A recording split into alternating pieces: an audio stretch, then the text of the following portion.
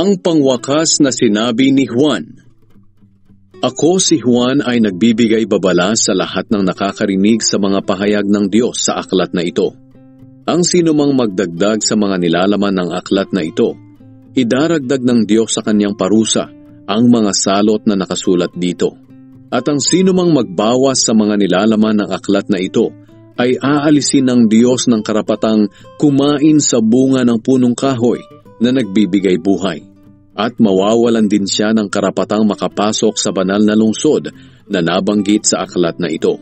Si Jesus ang nagpapatunay sa lahat ng nakasulat dito. At sinabi pa niya, "Talagang malapit na akong dumating."